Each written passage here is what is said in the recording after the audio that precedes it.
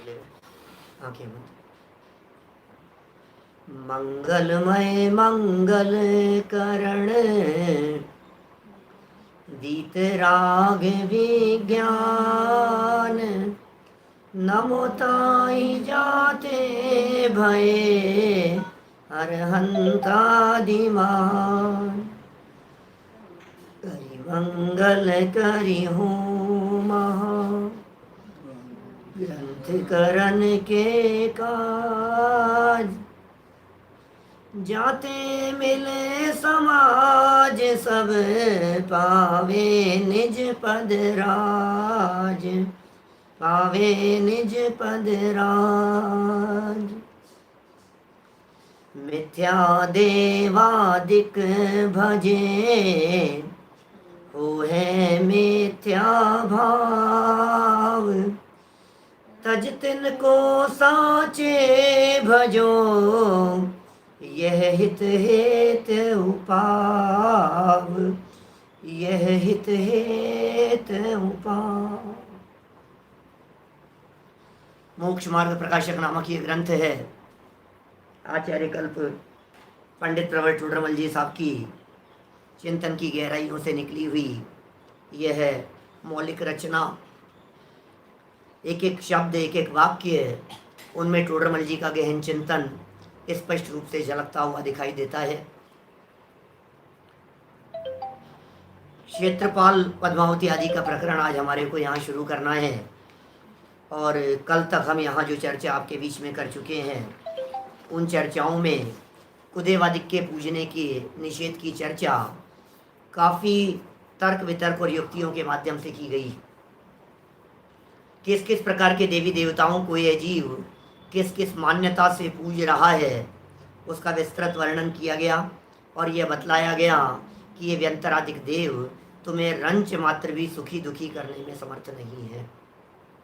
बहुत से प्रश्न उठते हैं लोगों के चित्त में, ये सब समझ में नहीं आ रही है बात। ये व्यंतरादिक देव सुखी दुखी करते हुए तो दिखाई देते हैं। एक प्रश्न तो ऐसा भी आया हमारे पास में, ये साहब ये जो हमारे पाप कर्म का उदय हो तब तो दुखी करते हैं ना। भाई जब हमारे पाप कर्म का उदय नहीं हो तब तो दुखी नहीं कर सकते, लेकिन यदि हमारे पाप कर्म का उदय हो तब तो वे दुखी करते हैं या नहीं? क्या लगता है सब? हाँ सब तब तो दुखी करते हैं जब हमारे पाप कर्म का उदय। तो अरे भाई दुखी तो इस जगत में कोई किसी को नहीं कर सकता है और सुखी भी इस जगत में कोई किसी को नहीं कर सकता है।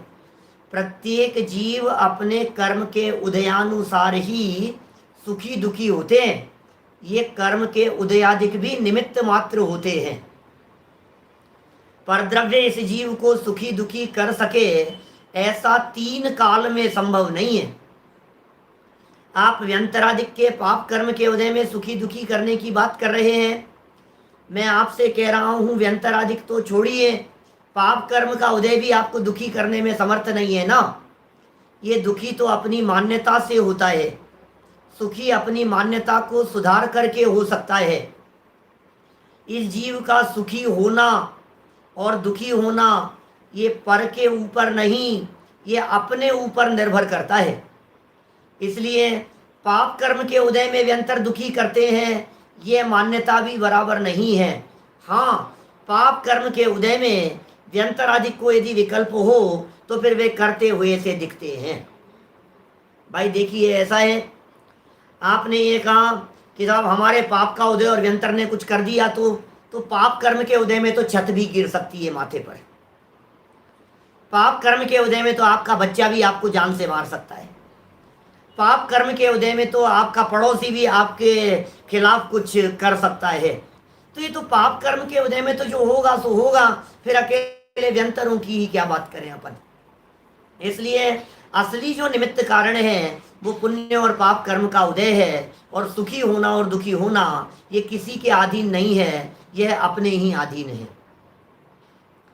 देखिए ये सब चर्चाएं कर लेने के उपरांत फिर कुछ सूर्य चंद्र आदि ग्रहों की चर्चा की और कुछ तिर्यंच गति के जीवों के दाएं बाएं होने की चर्चा की जिनमें हमने कल बिल्ली के रास्ता काटने, कुत्ते बिल्ली चूहा आदि इनकी चर्चा की थी।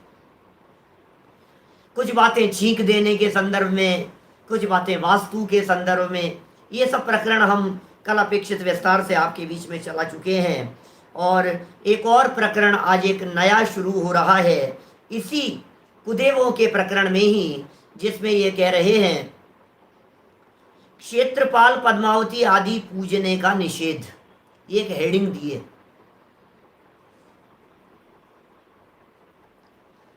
एक बीच में प्रश्न आ गया, व्यंतर आदि के भी पाप का उदय आता है क्या? बिल्कुल आता है, आएगा ना बेचारों को। वो कोई भगवान थोड़ी ने।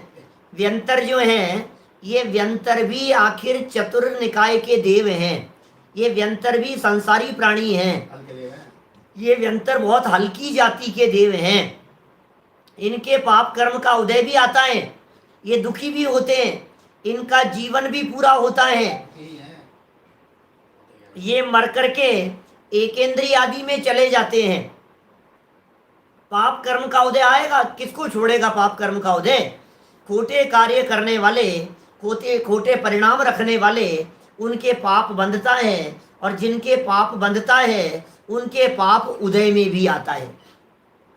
ऐसी बात है। आप तो निकालिए मोक्ष मार्ग प्रकाशक ग्रंथ 6वां अधिकार और पेज नंबर है 173, 173 नंबर पेज है। क्षेत्रपाल पद्मावती आदि पूजने का निषेध, ये तो हेडिंग दिया है। और टोडरमल जी के तर्क देखिएगा आप क्या कह रहे हैं।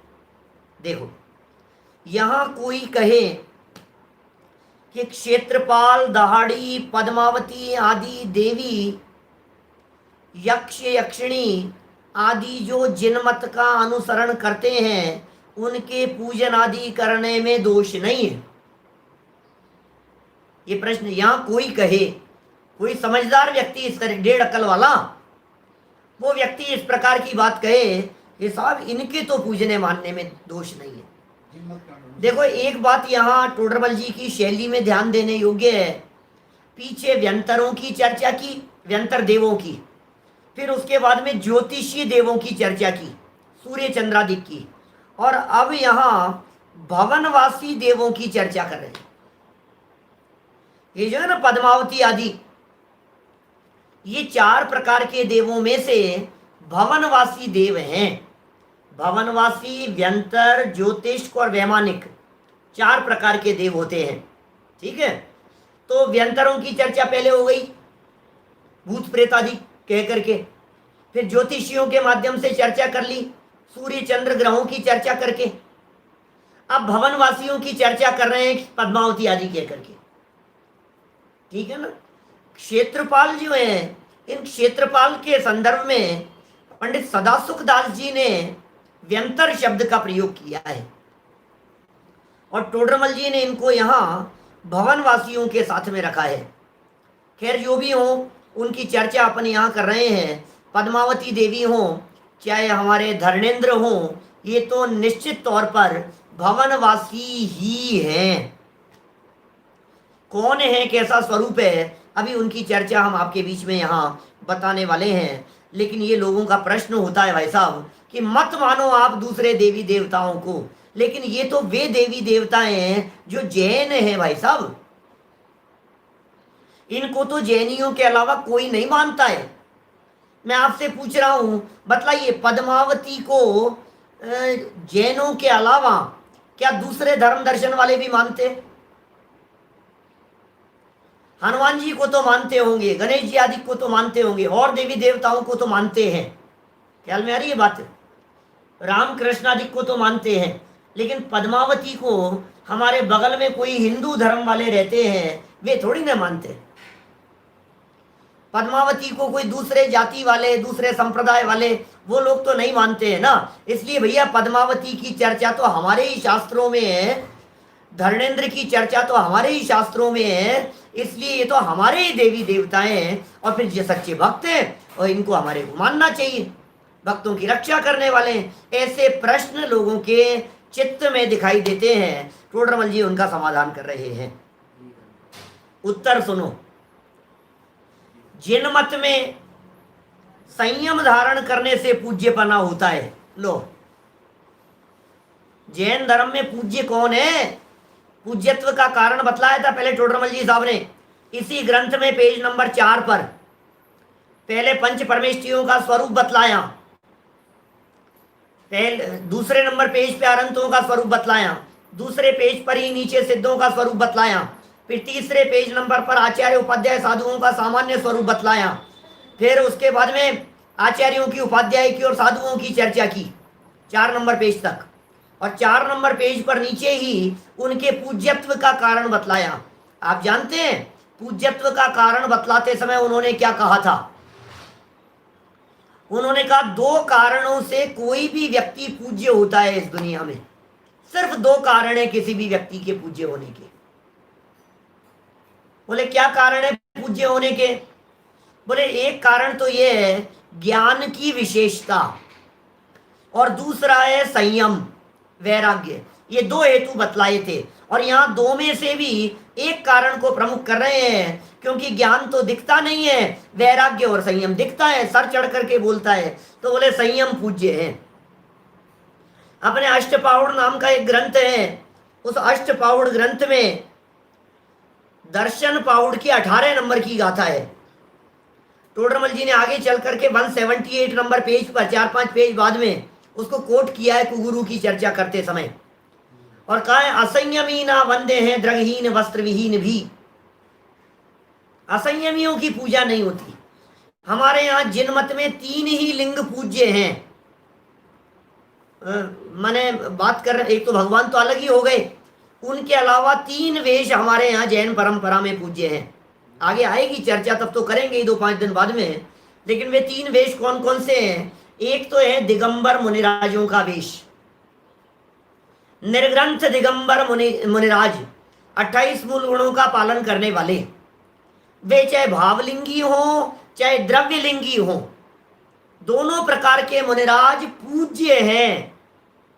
हाँ, जो द्रव्यलिंगी भी नहीं हो वे पूज्य नहीं। तो 28 मूल गुणों का पालन करने वाले पहले प्रकार के हो गए। दूसरे प्रकार का वेश हो गया एलक और शुल्लक का 11वीं प्रतिमाधारियों का वेश, वह भी पूज्य है। और तीसरे प्रकार का वेश हमारे यहाँ कहा गया जो वेश है आरिकाओं का, स्त्रियों में। तो ये 3 वेश हमारे यहाँ पूज्य कहे हैं, और इन तीनों से नीचे उतरने के बाद सम्यक दृष्टियों का कोई वेश होता नहीं है, वे असंयमी होते हैं, वे पूजनीय नहीं होते हैं। देखिए, जिन मत में संयम धारण करने से पूज्यपना होता है, संयमी होंगे तो पूज्य होंगे, और देवों के संयम होता ही नहीं है। बोलो, देवों में तो संयम होता ही नहीं है, संयम धर न सके, देव लोग संयम धारण नहीं कर सकते। संयम के बिना मोक्ष मार्ग शुरू नहीं होता। सुरग नरक पशु गति में नाही, आलस हरन करन सुख ठाही। उत्तम संयम धर्म की पूजा अर्घ चढ़ाते समय लिखा ध्यानत राय जी ने। स्वर्ग में संयम नहीं है, नरक में संयम नहीं है, पशु गति में उपचार से संयम कहा गया है। पंचम गुण स्थान पहली प्रतिमाधारी, दूसरी प्रतिमा संभव नहीं है, व्रत प्रतिमा उपचार से कह दी गई है। चौथे गुण स्थान से ऊपर देवगति के जीवों में होता नहीं है। तो ये कह रहे हैं देवों के संयम होता ही नहीं है, संयमी नहीं है देवों के, असंयमी है। आप जानते हैं, इससे ज्यादा खतरनाक बात कह रहा हूं, संयम तो होता नहीं है सुनील जी भाई साहब सर्राफ, संयम तो होता नहीं है। नियम से देवगति के जीव भोगों में रचे पचे रहते हैं। हीन जाति के देव तो नियम से, माने यदि वे दिव्य ध्वनि सुनने के लिए भी जाएंगे, समव शरण के अंदर भी जाएंगे, तो डुप्लीकेट शरीर बना करके वैक्रियक जो शरीर होगा वो डुप्लीकेट शरीर बन करके वहां जाएगा। मूल शरीर उनका भोगों में ही रहता है, वहां विमान में ही। तो भोगों में ही सदा जिनका शरीर रहता है वे कैसे पूज्य हो सकते हैं? असंयमी है। काय प्रविचार आदि देखा जाता है इनके, तो बहुत बाहुल्यता देखी जाती है। एक एक देव 32-32 मिनिमम देवांगनाओं से रमण करते हुए देखे जाते हैं, तथा इनको सम्यक्त्वी मानकर पूजते हैं। कोई व्यक्ति ये कहे कि साहब हम तो इसलिए पूज रहे हैं क्योंकि ये सम्यक्त्वी है। प्रश्न है लोगों का कि साहब आखिर जिनेंद्र भगवान के भक्त हैं, और सम्यक दृष्टि है इसलिए पूज रहे हैं। सम्यक्तियों को पूजने में क्या दिक्कत है? दौलत राम जी ने लिखा है कि पे सुरनाथ जजे गेही पे ग्रह में न रचे जो जलते भिन्न कमल है, नगर नारी को प्यार यथा कादे में हेम अमल है। दोष रहित गुण सहित सुधीजे सम्यक दर्श सजे हैं, और चरित्र मोह वश लेश न संयम पे सुरनाथ जजे हैं। चरित्र मोह के उदय से लेश मात्र भी संयम न होने पर भी देव लोग उनको अरे भाई वहां पूजन अर्थ नहीं है क्या? पूजन अर्थ नहीं है वहां पर। वहां अर्थ ये समझना बहुमान है। सम्यक दृष्टियों का बहुमान देवगति के जीव भी करते हैं। सच बात बतलाऊं आपको, इतिहास गवाह है इस बात का। इतिहास के 50 से ज्यादा उदाहरण, उद्धरण, दृष्टांत, एग्जाम्पल, प्रसंग मैं आप लोगों के सामने प्रस्तुत कर सकता हूं, जिसमें देवगति के जीवों ने, स्वर्ग के देवों ने आकर मनुष्यों की जय जयकार की, उनके संयम की महिमा और गीत गाई। लेकिन आप मुझे एक प्रसंग ऐसा ला करके बताओ पूरे जिनागम में जिसमें किसी मनुष्य गति के संयमी व्यक्ति ने किसी देवता की पूजा और आराधना की हो। बोलो, एक भी प्रसंग आपको ऐसा नहीं मिलेगा। एक भी प्रसंग जिसमें किसी मनुष्य ने देवता की पूजा की हो। ये तो 50 प्रसंग मिलेंगे आपको। सूली का सिंहासन बना दिया, नाक का हार बना दिया, 50 प्रसंग मिलेंगे आपको। यमपाल चांडाल को बंधवा करके समुद्र में फिकवा दिया था और देव लोग आ गए और जय जयकार करने लगे और निकाल करके बाहर ले आए। सीता की अग्नि परीक्षा हो रही थी और अग्नि का जल कर दिया और देव लोगों ने पुष्प वृष्टि करना प्रारंभ कर दिया।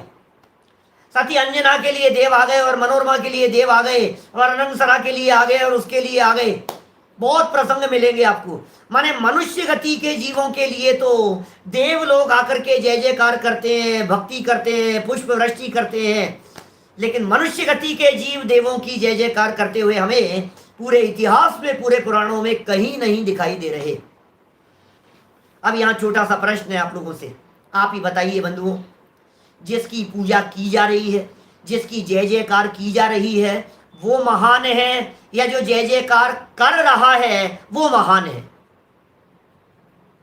बोलो, जिसकी जय जयकार हो रही है महान वो है या जो जय जयकार कर रहा है वो महान है? जय जयकार तो देवगति के जीव कर रहे हैं। किसकी कर रहे हैं जय जयकार? कि मनुष्य गति के जीव की कर रहे हैं। तो महान कौन हुआ? मनुष्य गति का जीव महान हुआ।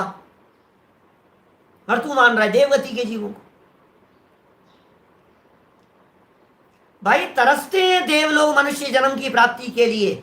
देवों को ऐसा लगता है वो समय, वो अवसर कब आएगा जब मुझे मनुष्य पर्याय की प्राप्ति हो जाएगी। अरे मनुष्य भाव संयम अंगीकार करने के लिए मिला है बंधुओं, सम्यक दर्शन पूर्वक। क्योंकि अमृत चंद्राचार्य कह रहे हैं तत्रादौ सम्यक्त्वम समुपाश्रयणीय अखिल यत्नेन।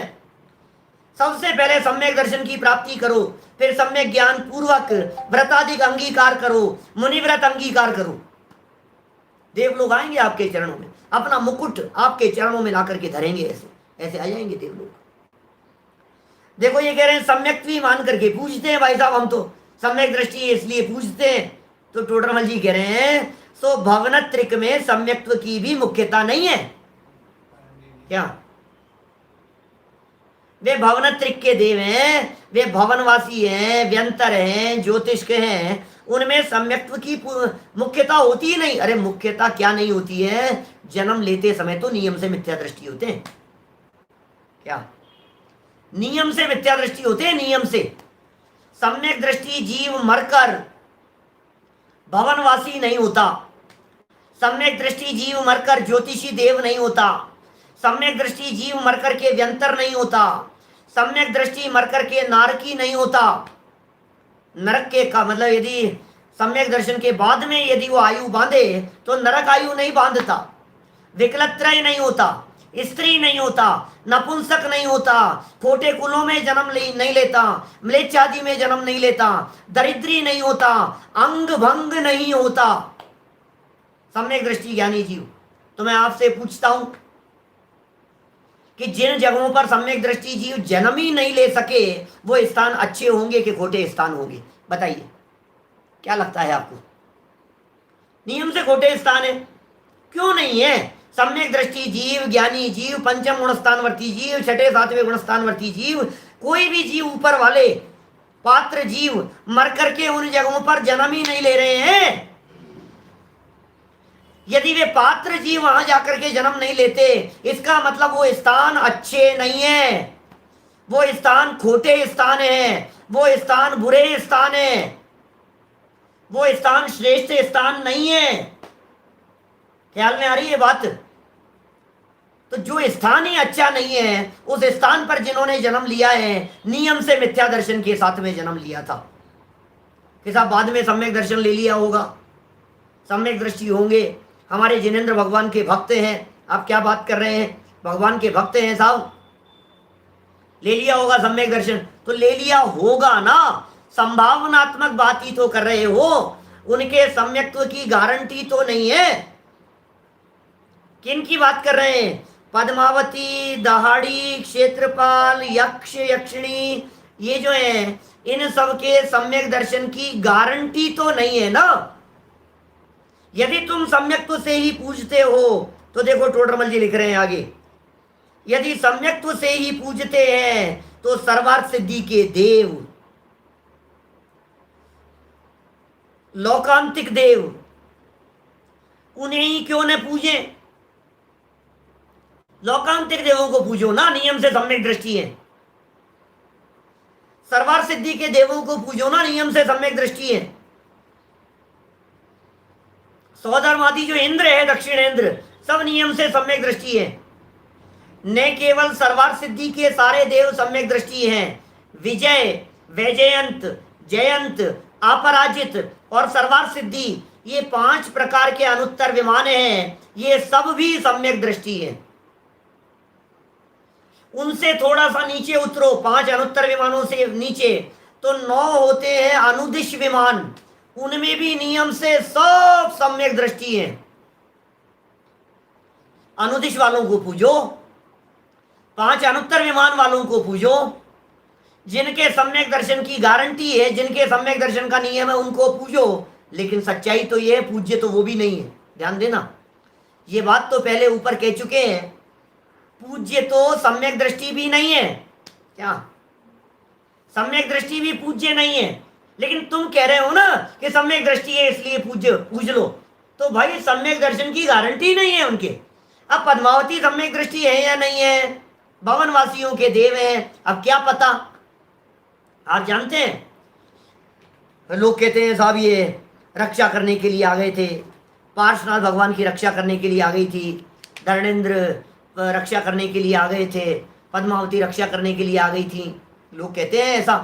और ऐसा प्रश्न भी उठता है, हमसे कल भी किसी ने पूछा इस तरह का प्रश्न कि साहब एक प्रश्न उठता है हमारे चित्त में कि यदि वे रक्षा करते हैं कि नहीं करते हैं, शायद प्रदीप जी ने पूछा था प्रश्न, रक्षा करते हैं कि नहीं करते हैं। यदि वे रक्षा करते हैं तो फिर हम क्यों नहीं पूजें, और यदि वे रक्षा नहीं करते हैं, आप ये कहते हो, तो फिर हमारे पार्श्वनाथ भगवान की रक्षा करने के लिए तो आए थे। मैं उनसे पूछता हूं, पार्श्वनाथ भगवान ज्यादा ताकतवर हैं या धर्मेंद्र पद्मावती ज्यादा ताकतवर हैं? एक बार बुद्धि से प्रयोग करो, आप क्या कहना चाह रहे हो? पार्श्वनाथ भगवान में तो बेचारों में ताकत नहीं थी। यदि धर्मेंद्र पद्मावती नहीं आते तो बेचारे पार्श्वनाथ का क्या होता? क्या आप ऐसा कहना चाहते हैं? ऐसा तो नहीं कह सकते हैं ना। पार्श्वनाथ भगवान तो जन्म से अतुल्य बल के धनी है, अतिशय है उनका। तीर्थंकर कर्म प्रकृति 3 भाव पहले से है उनके साथ में, तीसरा भाव है तीर्थंकर कर्म प्रकृति का। नियम से अतुल्य बल के धनी है। अरे तीर्थंकर कर्म प्रकृति जिनके सत्ता में पड़ी हो, कोई व्यक्ति उनका क्या बिगाड़ लेगा कि नहीं नहीं साहब फिर भी उन्होंने रक्षा तो की थी। अरे वे रक्षा करने के लिए आए थे, इस बात में कोई ऐतराज नहीं है। इसकी सच्चाई से हमें रंच मात्र भी इनकार नहीं है। एक बात और बीच में वाक्य ख्याल आ गया कि धर्मेंद्र और पद्मावती तो थे, लेकिन ये क्षेत्रपाल कहां से आ गए बीच में? पद्मावती क्षेत्रपाल, पद्मावती क्षेत्रपाल, हमें यही समझ में नहीं आ रहा है। पद्मावती के साथ तो धर्मेंद्र थे क्या भाई? नाग नागिन का जोड़ा था, कहानी सुनाना कोई उपयुक्त नहीं लगता है। नाग नागिन का जोड़ा था और महिपाल के द्वारा वो जलाया जा रहा था लकड़ी के गट्ठरों को। पार्श्वनाथ के नाना लगते थे महिपाल, कमठ का जीव था क्या। और फिर क्या हुआ, और ये सारी परिस्थितियां इस तरह की बनी। उन लकड़ी को फाड़ करके देखो तो नाग नागिन निकले उसमें से जलते हुए। पार्श्वनाथ भगवान के संबोधन के द्वारा वे नाग और नागिन के जीव मर करके धरणेन्द्र और पद्मावती हो गए। आप जानते हैं धरण कौन है? ये धरणेन्द्र भवनवासी देव जो हैं वो 10 प्रकार के हैं। भवनवासी असुर कुमार, नाग कुमार, भवनवासिनो सुर नाग विद्युत सुपर्ण अग्नि वात स्तनितो दधि द्वीप दिक्कुमार। 10 प्रकार के भवनवासी देव हैं। इन 10 प्रकार के भवनवासी देवों में एक है नाग कुमार जाति के देव। नाग कुमार जाति के देव ये कोई सांप नहीं होते। नाग कुमार जाति के देव, आज पंचमी है ना, मेरे तो किसी ने भी कहा आज नाग पंचमी है। नाग पंचमी है आज, नाग की पूजा करो। नाग कुमार, तो ये जो नाग है, ये जो सर्प हैं, ये तो त्रियंच गति के जीव हैं। और वो जो नाग कुमार जाति के देव हैं वे भवनवासी देव हैं। तो भवनवासी देवों की बात कर रहे हैं अपन। तो वो नाग कुमार जाति के देव, उन देवों में 2 इंद्र होते हैं। नाग कुमार जाति के देवों में एक का नाम है भूतानंद और दूसरे का नाम है धरणानंद। तो जो धरणानंद है ना, उनके जो इंद्र हैं वे धरणेन्द्र कहलाते हैं। ये नाग कुमार जाति के देवों के इंद्र हैं धरणेन्द्र। क्या कहा? देव 4 प्रकार के, उनमें से एक प्रकार के देव भवनवासी। भवनवासी देवों के 2 मूल प्रकार, नहीं 10 प्रकार, भवनवासियों के 10 प्रकार। और भवनवासियों के 10 प्रकार में से एक प्रकार है नाग कुमार। और नाग कुमार जाति के देवों में धरण नाम के इंद्र होते हैं। क्या वो धरणेन्द्र कहलाते हैं। अब एक तो नाग जो था वो मर करके धरण नाम का इंद्र हो गया नाग कुमार जाति के भवनवासी देवों में। और जो नागिन थी वो मर करके पद्मावती हो गई। क्या तो धरणेन्द्र और पद्मावती ये दोनों तो चले गए। पार्श्वनाथ स्वामी के उपकार स्मरण करके वे वापस लौट करके आ गए। पार्श्वनाथ स्वामी ने भी नमस्कार मंत्र सुनाया था। यह बात बिल्कुल बराबर नहीं है। कहीं लिखी हुई हो तो उसका अर्थ इतना मात्र समझना कि संबोधन मात्र किया था, क्योंकि पार्श्वनाथ भगवान के काल में नमोकार मंत्र था ही नहीं। जो नमोरियंताणम हम बोलते हैं ये मंत्र तो पार्श्वनाथ भगवान के काल में था ही नहीं ना। ये शब्द रूप तो पुष्पदंताचार्य देव ने लिखा है ना षटखंडागम के मंगलाचरण में। कि नहीं साहब, फिर भी साहब उन्होंने बतलाया तो था साहब, सुनाया तो था साहब, उस समय भी कुछ तो चलता होगा वही सुनाया था। अरे तीर्थंकर होने वाले जीव, जो भी तीर्थंकर होते हैं वे पंच परमेष्ठियों को नमस्कार करते ही नहीं है।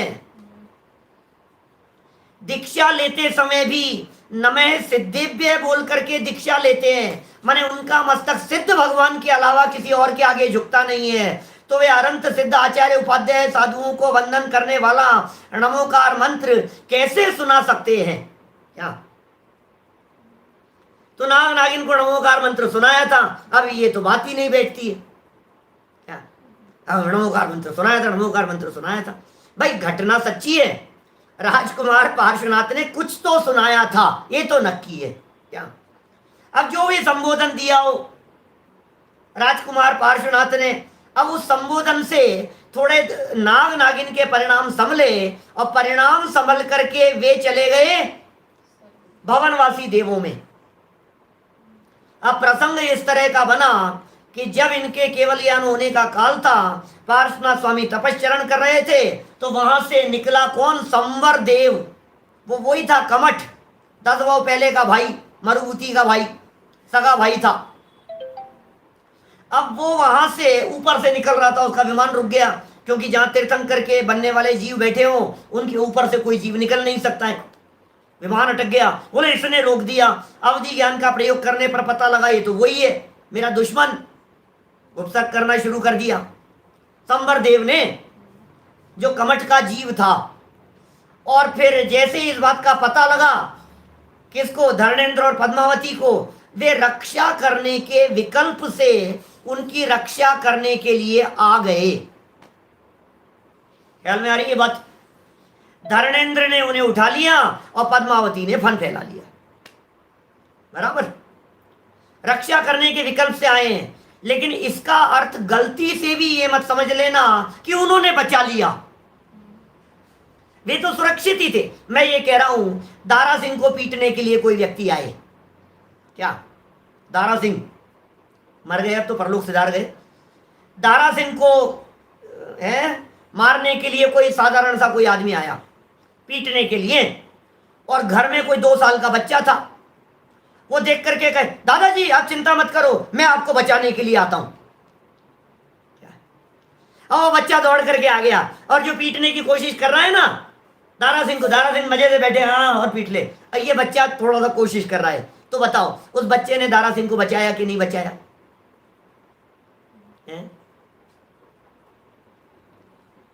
कहां बचाया है? बोलो भरत भाई। बिल्कुल बचाने की स्थिति बनती ही नहीं है, होता ही नहीं है कुछ भी इस तरह की स्थिति। भगवान पार्श्वनाथ स्वामी, पार्श्वनाथ मुनिराज, पार्श्वनाथ बनने वाले, अरे वे तो स्वयं सुरक्षित थे, अपने आत्म ध्यान में सुरक्षित थे। धर्मेंद्र पद्मावती को विकल्प जरूर आया और उन्होंने अपने विकल्प की पूर्ति जरूर की, इससे हमें कोई ऐतराज नहीं है, लेकिन इससे वे धर्मेंद्र पद्मावती पूज्य हो गए, ऐसा नहीं हो सकता है, क्योंकि वे असंयमी हैं, सम्यक्त्व का ठिकाना नहीं है। यहां का यदि वे सम्यक्त्व भी हो तो जिनके सम्यक्त्व की गारंटी है उनको ही पूज लो ना यार, सीधी सी बात है। एक और गजब का तर्क दिया जो लोग देते हैं कि साहब फिर कहोगे इनके जिन भक्ति विशेष है, इनके भक्ति बहुत विशेष है भाई साहब, धर्मेंद्र पद्मावती सच्चे भक्त हैं, ये बहुत सच्चे भक्त हैं, भक्ति करते हैं, विशेष भक्ति इनके जीवन में देखी जाती है। सो कह रहे हैं भाई टोडरमल जी समझा रहे, सुनो, सो भक्ति की विशेषता सौधर्मेंद्र के भी है, भक्ति की विशेषता वह सम्यक दृष्टि भी है, उसे छोड़कर इन्हें किस लिए पूजे? बोलो, समझ में आ रही है बात? भाई भक्ति की प्रधानता तो सौधर्मेंद्र के अंदर भी बहुत है। तुम कह रहे हो भक्ति भक्ति, अरे भक्ति सौधर्मेंद्र जैसी देखी नहीं है आपने। सौधर्मेंद्र की भक्ति तो ऐसी होती है कि बाल तीर्थंकर को बैठा करके ऐरावत हाथी पर बैठा करके 1008 कलशों से जन्माभिषेक करता है, ऐसी भक्ति किसमें है? सौधर्मेंद्र में तो भक्ति इस प्रकार की होती है कि जन्म होने के बाद 1008 नेत्र बना करके उन्हें देखता है, ऐसी भक्ति है क्या? सौधर्मेंद्र की तो ऐसी भक्ति होती है कि तांडव नृत्य करता है दरवाजे पर आकर के, ऐसी भक्ति होती है सौधर्मेंद्र की। तो सौधर्मेंद्र की भक्ति की क्या कल्पना कर रहे हैं? केवल ज्ञान हो जाने पर 1008 नामों से स्तुति करता है। कैसी स्तुति है सौधर्मेंद्र की? सौधर्मेंद्र क्या स्तुति कर रहा है भाई साहब? कौन बराबरी करेगा सौधर्मेंद्र की भक्ति की और सौधर्मेंद्र की स्तुति की? तुम कह रहे हो भक्त है, भक्त है, भक्ति की प्रधानता है। हम कह रहे हैं भाई साहब देखो ये क्या तर्क दिया है टोडरमल जी ने। भक्ति की विशेषता सौधर्मेंद्र के भी है और सम्यक दृष्टि भी है। दो बातें हो गई, एक तो सम्यक दृष्टि है, एक भक्ति की प्रधानता है। उसे छोड़कर इन्हें किस लिए पूजें? फिर यदि कहोगे, एक और तर्क, जो लोग तर्क देते हैं ना वे सारे के सारे तर्क दे रहे हैं यहां। फिर यदि कहोगे जिस प्रकार राजा के प्रति आराधिक हैं, राजा के सेवक हैं भाई साहब, राजा के नौकर होते हैं, पहरेदार होते हैं, चौकीदार होते हैं, उसी प्रकार तीर्थंकर के क्षेत्रपाल आदिक हैं, क्षेत्र की रक्षा करने वाले क्षेत्रपाल। क्षेत्रपाल के संदर्भ में हमने इस प्रकार का प्रसंग सुना है और देखना ढूंढना, ये व्यंतरादिक के संबंध में लिखा सदाशिवदास जी ने यहाँ टोडरमल जी ने इनको भवनवासियों के अंदर शामिल किया है। व्यंतर भी कह सकते हैं, यहाँ कोई ऐसा विभाजन तो है नहीं, व्यंतर भी हो सकते हैं। एक ऐसा भी हमने ऐसे प्रसंग सुने हैं, सुनी हुई बात कह रहा हूँ, पुराने विद्वानों से सुनी हुई है, लेकिन प्रामाणिक विद्वानों से है। लेकिन पुराने समय में हमारे यहाँ जैनियों के ऊपर उपद्रव बहुत हुए हैं। 11वीं-12वीं शताब्दी में जैनियों के ऊपर बहुत संकट आए, मूर्तियां तोड़ दी गई, मंदिर विध्वंस कर दिए गए, जैनियों को अजैन मनाने के प्रयास किए गए। भगवान महावीर स्वामी के समय में जितने जैन थे, आज उतने जैन कहाँ बचे हैं ये बतलाओ। जैनियों की संख्या घटती चली जा रही है। बहुत बहुत इस तरह के प्रसंग दिखते हैं। खूब तोड़ी गई मूर्तियां वगैरह, मंदिर विध्वंस किए गए, मंदिरों के कन्वर्जन हो गए। बिल्कुल जैन मंदिर था, अन्य मंदिरों के अंदर कन्वर्ट हो गया। आज हम नहीं देखते हैं ये, आप वहां चले जाओ, बद्रीनाथ वगैरह में चले जाओ, बहुत लोग बतलाते हैं सुबह 4 बजे के आसपास जिस समय वो उनका अंगी वगैरह उतारते हैं, वो हमारे नेमिनाथ भगवान की प्रतिमा दिखाई देती है, दिगंबर प्रतिमा दिखती है, वीतरागी प्रतिमा दिखाई देती है। लेकिन वो सब हिंदुओं के क्षेत्र हैं, वो सब क्या बात करें। सब बहुत तरह की बातें आपको इस तरह के जो है कथन आपको नेट पे भी मिल जाएंगे, बहुत सारे लोग ऐसा प्ररूपण करने वाले मिलेंगे। तो ये कन्वर्ट इस तरह से होते हुए, तिरुपति बालाजी का है इस तरह का, सजल जी कह रहे हैं, मैंने बहुत इस तरह के प्रसंग है। हमें ये कहना है आपको कि भाई ये जो दिख रहा है ना आपको कि ये कन्वर्ट हो गए हैं, ऐसे समयों में, ऐसे प्रसंगों में लोग मंदिरों में बैठकर कि हमारे मंदिरों में घुस नहीं जाए, मंदिरों को तोड़ने के लिए नहीं आ जाए। लोग निकलते थे बाहर से तोड़ने के लिए, बाहर दरवाजे पर कोई एक पत्थर लगाकर सिंदूर से पोत करके रख दो, बाहर से आने वाला व्यक्ति उसे देखेगा, अरे ये तो जैन मंदिर नहीं है, तो अपना ही है, छोड़ो आगे बढ़ो, छोड़ो इसको। तो वो जो मंदिर टूटने वाले थे, जो प्रतिमाएं टूटने वाली थी, वो क्षेत्र पर बाहर इस तरह से सिंदूर आदि लगा देने से, वो विराजमान कर देने से उस क्षेत्र की रक्षा हो गई, उस क्षेत्र की पालना हो गई, इसलिए लोग उसे क्षेत्रपाल कहने लगे। ख्याल में आ रही है बात क्या है। और क्षेत्रपाल नाम के व्यंतर भी हो सकते हैं इस तरह के, जो आकर के धर्म और धार्मिक क्षेत्रों की रक्षा करने के लिए इस तरह का कार्य करते हैं। वो भी विकल्प आए तो रक्षा करते हैं, अदरवाइज टूटती हुई भी दिखाई देती है। हम क्या बात बतलाएं आपको। मेरा कहने का मतलब ये है कि ये इस तरह के प्रसंग बहुत हुए हैं पुराने समय में, 11वीं-12वीं शताब्दी में। ऐसा तक सुना है हमने, जैनियों पर उपद्रव नहीं आए, इसके लिए रात को थालियां बजाते थे कि हमारे यहाँ भोजन चल रहा है। भोजन कर लेते थे दिन में और रात को बर्तन बजाते थे, जिससे लोगों को ये लगे कि इनके यहाँ भोजन आदि का काम हो रहा है। ऐसे ऐसे काम हुए हैं पुरानी परंपराओं में इस तरह के बहुत बहुत। आजकल का तो समय बहुत अच्छा सौहार्द का वातावरण है। सच में हम लोग जिस वातावरण में पैदा हुए हैं, जहाँ हमारा जन्म हुआ है, यहाँ तो सर्वधर्म संभाव वाले लोग दिखाई देते हैं। यहाँ कोई किसी की टांग नहीं खींचता हुआ दिखाई दे रहा है, कोई किसी की निंदा आलोचना करता हुआ दिखाई नहीं दे रहा है। सब शांति से अपनी धर्म आराधना करो, किसी की निंदा नहीं, किसी की आलोचना नहीं, किसी की टांग खींचने का काम नहीं, सब करो भाई साहब शांति से। जो जैसा कर रहा है करते रहो अपने अपने। धर्म निरपेक्ष राष्ट्र घोषित कर दिया गया हमारे तो संविधान में। हमारे राष्ट्र को धर्म निरपेक्ष कहकर के पुकारा गया। इसका मतलब क्या है, हर व्यक्ति को अपनी इच्छानुसार धर्म पालन करने की स्वाधीनता है और स्वतंत्रता है। इससे ज्यादा खुशी की बात और क्या हो सकती है। धर्म निरपेक्ष है, आप स्वाधीन है, आप धर्म कीजिए जो कुछ भी धर्म करना चाहते हो। ये कह रहे हैं ये क्षेत्रपाल आदि हैं, राजा के पहरेदार जैसे हैं। तो जिस तरह से पहरेदार मिलाता है ना, पहरेदार जिस तरह से हमारे को मिला रहा है, किससे, चौकीदार को अपन करते हैं ना। जैसे सरकारी ऑफिस में जाना हो आपको, तो अधिकारी से मिलना हो तो कर्मचारी की जेब में 100 रुपए डालो, वो काम हो जाता है। कर्मचारी से मिल करके रहो, उससे बना करके चलो, तो काम बनवा देता है अपना। तो झूठी बात है, क्योंकि तीर्थंकरों के समविशरण में इन क्षेत्रपाल आदि का, पद्मावती आदि का, धर्मेंद्र आदि का कोई विशेष रोल नहीं है कि आपको वहां तक ले जाएंगे। फिर दूसरी बात ये कि ये तीर्थंकर आदि तो वर्तमान में सिद्धालय में जाकर के विराजमान है, ये उनसे कैसे मिलवा देंगे तुम्हारे को, तुमको मिलवा देंगे। उमाकांत जी साहब कैसे मिलवाएंगे बोलो। कोई व्यक्ति ऐसी बात नहीं नहीं साहब वो मिलवा देते हैं, वो उनसे आगे भगवान के पास में। अरे भाई सुन, एक बात बतलाता हूँ आपको, युगल जी बाबू जी की बात बतलाता हूँ। युगल जी बाबू जी के 1990 92 93 94 में शायद उनके प्रवचन किए हुए हैं 80वीं गाथा पर, प्रवचन सार 80वीं गाथा पर। जो जानदी अरहंतम दवत गुणत पज्जे तेम सो जानदी अपाणम मोह गुरु जाति तत्सलम, उसकी व्याख्या करते हुए बाबू जी ये कहते हैं कि सुनो, कोई व्यक्ति भीख मांग करके लेकर के आया और ये भिखारी उस भिखारी से भीख मांगता है, इसे तो भीख मांगने की भी अकल नहीं है। मेरे शब्द नहीं है, युगल जी बाबू जी के शब्द कह रहा हूं।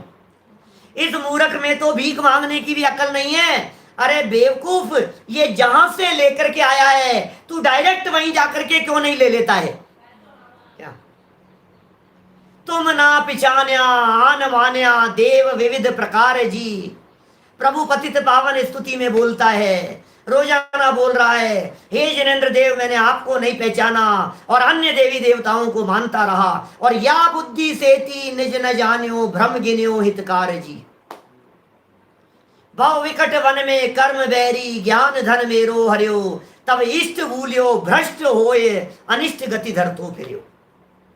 दक्षिण भारत में बहुत चलता है, हमारे उधर क्षेत्रपाल पद्मावती आदि बहुत बीस पंथ का बहुत बोल वाला दिखाई देता है। लेकिन यहाँ तो हम न क्षेत्रपाल का विरोध कर रहे हैं, न पद्मावती का विरोध कर रहे हैं। हम तो ये कह रहे हैं कि भाई जब तेरे को सच्चे देव मिल गए तो तू इनके पास में क्यों जा रहा है? मेरा काम एक देव से चलता है ना, मैं दूसरों के पास में क्यों जाऊं? क्या जरूरत है बताइए दूसरों के पास में जाने की? देखिए, क्षेत्रपालाधिक हैं परंतु समूह शरण में उनका अधिकार नहीं है। ये तो झूठी मान्यता है। तू जो मान रहा है तेरी ये मान्यता ही झूठी है, तू जो कर रहा है तेरी ये कल्पना ही झूठी है। तथा जिस प्रकार प्रतिहाराधिक के मिलाने पर राजा से मिलते हैं, उसी प्रकार ये तीर्थंकर से नहीं मिलाते। ये मिलाते नहीं है कि तीर्थंकरों से मिला देंगे। वहां तो जिसके भक्ति हो वही तीर्थंकर के दर्शन आदि करता है, कुछ किसी के अधीन नहीं है। समूह शरण में कोई किसी के अधीन नहीं है भैया। जिसके हृदय में भक्ति होती है वो व्यक्ति वहां जाकर के जिनेंद्र देव की भक्ति आराधना दर्शन कर सकता है। हर व्यक्ति को स्वाधीनता है। 3 लाइन और पढ़ता हूं, चर्चा विशेष कल करूंगा। देखो अज्ञानता, कल करूंगा इन लाइनों की चर्चा। आयुध आदि सहित रौद्र स्वरूप है जिसका, उनकी गा गा कर भक्ति करते हैं, तो जिन मत में भी रौद्र रूप पूज्य हुआ तो यह भी अन्य मत के ही समान हुआ। तीव्र मिथ्यात्व भाव से जिन मत में भी ऐसी विपरीत प्रवृत्ति का मानना होता है, इस प्रकार क्षेत्रपाल आदि को भी पूजन योग्य नहीं है। भाई साहब क्या करें, मिथ्या बुद्धि से हो रहा है, खोटी बुद्धि से हो रहा है, नासमझी से हो रहा है। हमारे यहाँ जैन परंपरा में तो एकमात्र वीतरागता पूज्य है। रागी द्वेषी देव हमारे यहाँ पूज्य नहीं है। उल्लास भाई, संयमी पूज्य है हमारे यहाँ। तो असंयमियों की पूजा नहीं होती है, किसी देवी की पूजा नहीं है, किसी देवता की पूजा नहीं है हमारे यहाँ। और वीतरागता अंगीकार की हो तो पूज्य है। और सुनो गजब की बात, वीतरागी जिनेंद्र देव भी जिन मंदिर में विराजमान है, एक और देव है जो देव तन मंदिर में विराजमान है। जिन मंदिर में विराजमान जिन देव हैं और तन मंदिर में चेतन देव हैं, अंदर में भी तो देव विराजमान है। उन देवों को क्यों नहीं देखते हो आप? अंदर में जो इस देवता को देखता है वो बाहर में देवता बन जाता है। जो अपने वीतराग स्वरूप को देखता है वो वीतरागी बन जाता है। इसलिए भैया सच में तो आराधना तो पार्श्वनाथ और महावीर भगवान की भी पुण्य बंधन का ही कारण है, धर्म नहीं है। धर्म तो देखो, यदि जगत के देवी देवताओं को पूजता है तो पुण्य के स्थान पर पाप बंधन होता है, और यदि उन्हें छोड़कर वीतरागी जिनेंद्र देव आदि को पूजता है मान लीजिए तो पुण्य बंधन होता है। और वीतरागी जिनेंद्र देव जिसको पूजते हैं, वीतरागी जिनेंद्र देव जिसके आगे झुकते हैं, ऐसा गायक प्रभु परमात्मा इस देह देवालय में विराजमान है, जो उसके आगे झुकता है वो पूज्य बन जाता है, वो परमात्मा बन जाता है। तो ये जैन परंपरा का मार्ग भक्त नहीं भगवान बनने का मार्ग है, और देव शास्त्र गुरु के निर्णय के बिना सम्यक दर्शन होता नहीं है। इसलिए जिन जीवों को सम्यक दर्शन प्राप्त करना हो वे जीव देव शास्त्र गुरु का यथार्थ निर्णय करें, और हम सभी को देव गुरु धर्म का यथार्थ निर्णय हो। इसी मंगल भावना से बात को यहीं विराम दे रहा हूं। कल की क्लास, अभी बहुत ही कल की, एक मिनट, कल की क्लास यथा समय 10:15 बजे हम शुरू कर देंगे। एक विशेष कार्यक्रम है हमारे टोडरमल स्मारक में, वो कार्यक्रम पैरेलल चलता रहेगा। हम यहाँ 10:15 बजे अपना कार्यक्रम, अपनी क्लास प्रारंभ कर देंगे राइट टाइम। पिछले 2 दिनों से थोड़ा सा व्यवधान हो रहा था कार्यक्रमों की वजह से। 10:15 क्लास शुरू होगी और शिविर खत्म होने के उपरांत 29 तारीख से वापस अपना समय 9:15 बजे रहेगा यूट्यूब पर। अभी जो जूम पर है वो सिर्फ यूट्यूब पर ही रहेगा, तो आप लोगों की जानकारी के लिए ये बात बतलाई है। प्रकरण आगे चलता रहेगा। चलिए, हाँ, अभी हमने बहुत ही सुंदर व्याख्यान। अच्छा, कल का जो प्रवचन होगा, वो कल का प्रवचन शायद जूम पर संभावना कम है, हो सकता है सिर्फ यूट्यूब पर ही चले। अपनी जो लिंक है, हाँ, क्योंकि जो वो वाला कार्यक्रम चलता है, मुख्य कार्यक्रम, वो भी इसी आईडी से चलता है। हाँ, इसलिए अपन इस प्रकरण को जो आगे चलाएंगे वो यूट्यूब पर अपन अपना आगे चलाएंगे। वहाँ अलग अलग विद्वानों के थोड़े थोड़े से व्याख्यान वो सब चलेंगे। चलिए जी, पंडित टोडरमल जी अकाट्य सिद्धांतों के माध्यम से हमें समझा रहे हैं कि मात्र एकमात्र पूजने योग्य है तो मात्र देवशास्त्र गुरु हैं। गुरु आदि की आलोचना तो नहीं, परंतु वे हमें उनसे बचा रहे हैं। ये टोडरमल जी का बहुत बहुत उपकार हमारे ऊपर है। इस प्रकार बहुत सुंदर व्याख्यान हम सुन रहे हैं। दोपहर कालीन कार्यक्रम सभी यथावत रहेंगे 1:15 बजे से, आप उनमें भी यथा योग्य लाभ लें। अभी हम जिनवाणी स्तुति के माध्यम से कार्यक्रम को विराम देंगे। जा वाणी के ज्ञान से सूझे